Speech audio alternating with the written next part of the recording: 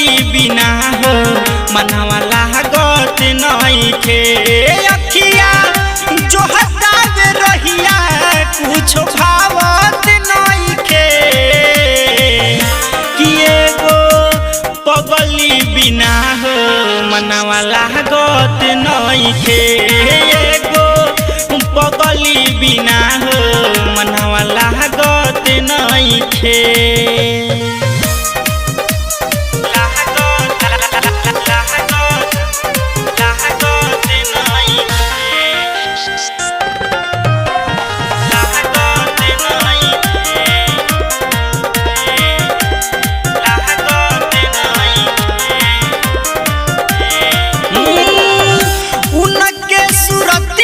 हमारा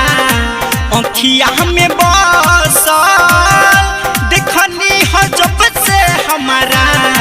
दिलवा में धसल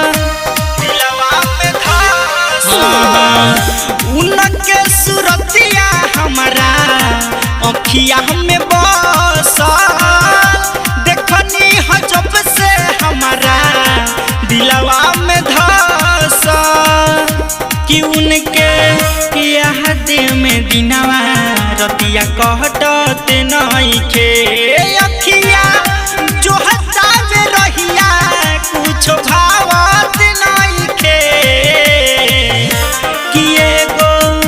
पगली बिना हो मनवा लागत नइखे एगो पगली बिना हो मनवा लागत नइखे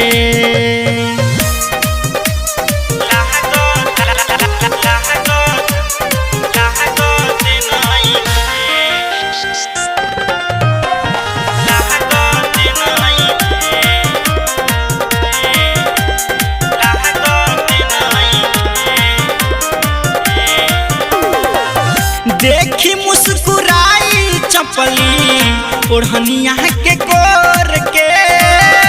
चमक के नथुनिया जैसे किरनिया भोर के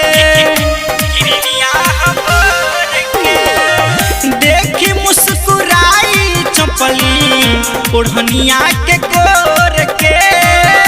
चमक के नथुनिया जैसे किरनिया भोर के कि राजन दीपेंद्र राम शंकर समझावत नइखे अखिया जो हटावे रहिया कुछ भावत नइखे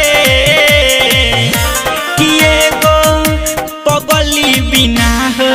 मनवा लागत नइखे।